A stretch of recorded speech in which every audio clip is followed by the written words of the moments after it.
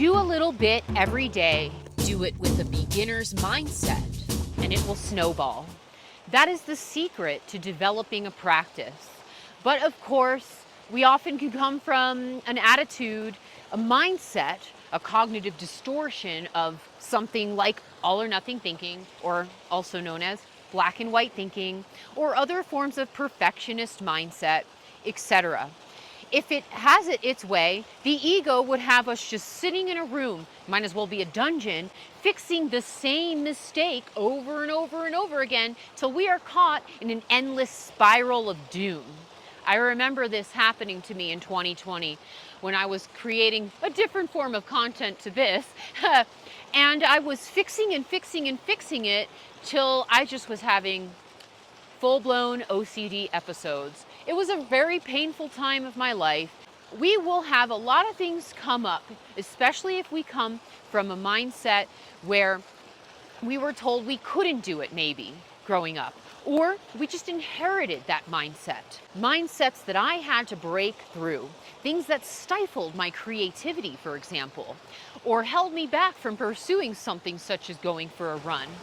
There is something in Zen called having a beginner's mind, Shoshin, and this means to have a true beginner's mindset where you do not come in to something with preconceived ideas. We go in with openness to just dive into it with curiosity and eagerness, etc. Having a beginner's mind is one of the keys to success, to being in the moment, to enjoying the moment of whatever it is that we intend to do. Now, I want to examine some of the attitudes around talent. Talent is noted by many sources to be something that is innate, it's not taught. And so a lot of people get tripped up on this whole talent concept. They often look at someone who is one of the greats, who has honed their skills at a craft, for example, and they will dismiss all of the years and years of that person's practice by saying they're just talented. As though Jimi Hendrix just came out of the womb playing guitar with his teeth. No, quite the opposite. That man sat down and he practiced all the time to get that good. You don't just come out. Maybe he had a slight natural inclination that he was drawn to the guitar from a young age, but he still had to practice. He still had to dedicate and put all these time and energy into his craft. Oh, they're just talented. They're just natural at it. Have you ever heard these things that people say about people who are very skilled or, yes, maybe talented at an art form, or they're an athlete or some other kind of skill or profession or trade, whatever it is? Oftentimes, though, it happens a lot to artists. A lot of people will say things like, oh, they're just talented. Oh, you're just naturally creative. As though you didn't sit in a room for hours and hours on end, many, many days, many, many, many days of your life alone, practicing and practicing and practicing and practicing, and sometimes declining going out with friends or other things because your art form or your craft was your practice. That was your priority. Focus not so much on talent, but on skill, on growing your skills. Talent is nice to have. Talent may give one a natural inclination or desire to do something. Perhaps talent is a gift from the divine, something that has put us in touch with our divinity.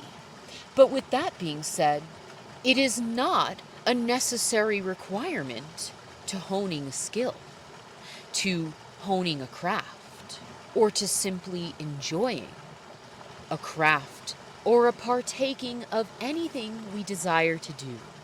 We have to take into consideration, though, when people say this thing about, oh, someone's just talented, or when someone says something like, you've got a lot of time on your hands, like some homecoming queen said to me back in high school about my gorgeous embroidered jackets and bags that I used to sit there in class quietly doing. And I took it personally. The ego personalizes these kinds of statements that people say. But what does it really come from? It comes from lack of awareness. They have never sat down to embroider a whole jacket or bag, etc. They have never sat in a room where they practice and practice for hours on end, and then they get up on stage and everyone thinks that they make it look so easy until, or if, they try it themselves. So we have to take it into mind and just forgive people for doing this. It's like, whatever. It's a lack of awareness, right? But with that being said, don't let that hold you back. Don't let it hold you back and into this presumption that you have to be talented to do something. What about art for art's sake? That was an entire movement, by the way, in art history we study. And it's about the pleasure, the bliss that comes from creating. And bliss entails the flow state too. Do it long enough, immerse long enough, and you will finally have the ego get bored and go do something else usually.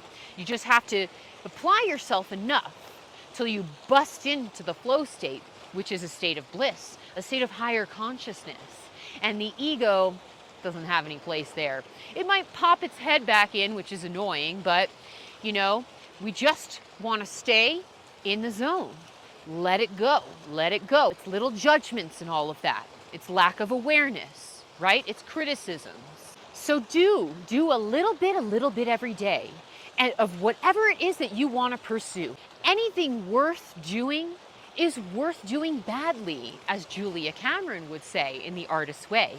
And she is right. Do it because you want to do it. Fall in love with the process, because, as one of my best painting teachers would say, Professor Chang, my painting is not my painting. My painting is the byproduct of my painting. Do you get it? The painting is the byproduct of his painting. And that really is what it is.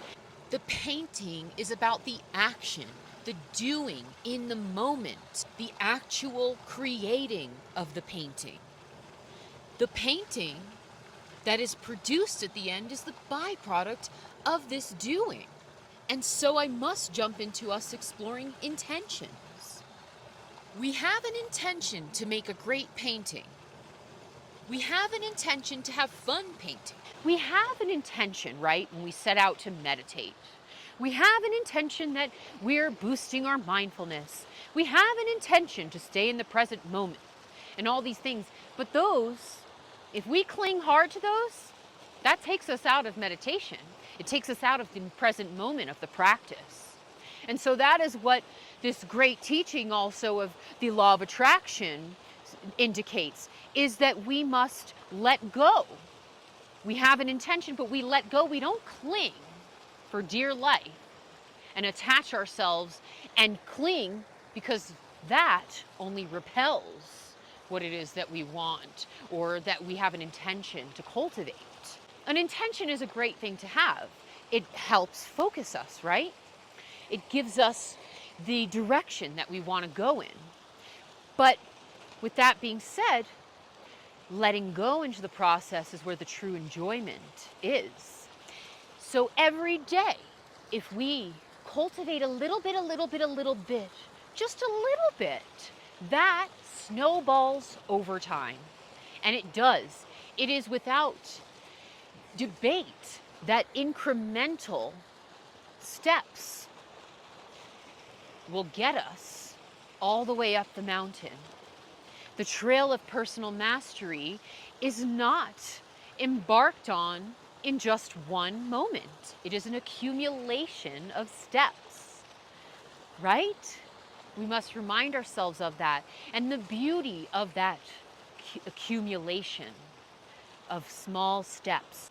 Atomic habits you may have heard about, or routine habits, a little bit each day. You don't have to set the bar so high that you can't possibly, as a beginner, get all the way to Z when you haven't even embarked on A. No, that is the perfectionistic mindset. That is very egotistical. It really is.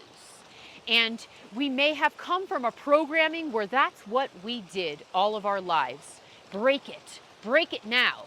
Do it, do a little bit, and savor the enjoyment of that baby step. We fall as babies. Oftentimes, as Julia Cameron of The Artist's Way would say, we are comparing ourselves to the greats. When we're just a beginner. There is beauty in being a beginner.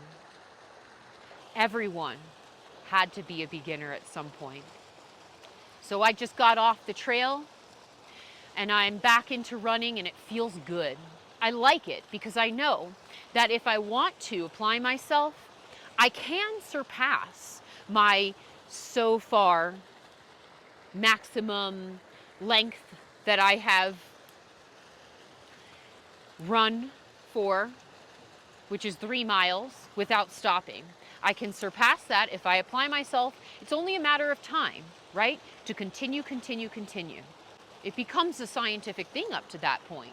Just keep applying yourself and it snowballs. There is something to be said about that when we do the same thing over and over again, we may fall into a plateau where we're not evolving or we're not progressing because we need a challenge. We need to shake things up, try another method, etc.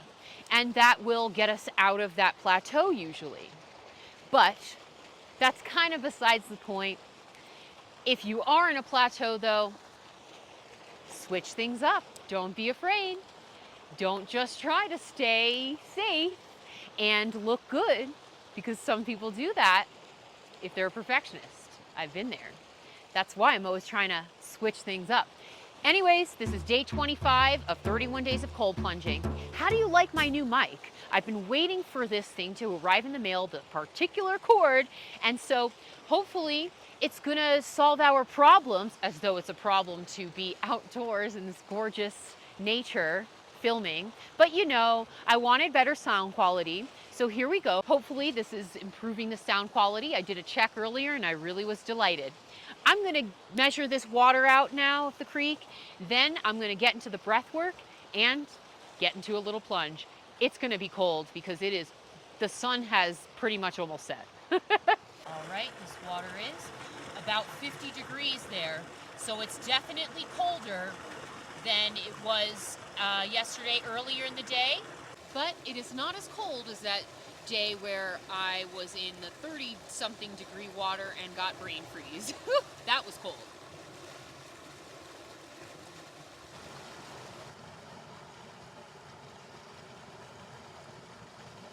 Ugh.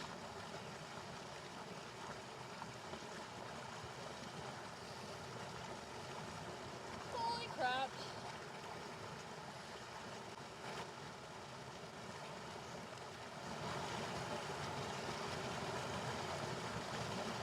All right. Yes. Woo! Oh, that is cold. But I did it. Oh my God. Whew. Thanks for joining me. Comment below, please. I'd love to hear from you. Like this video, subscribe.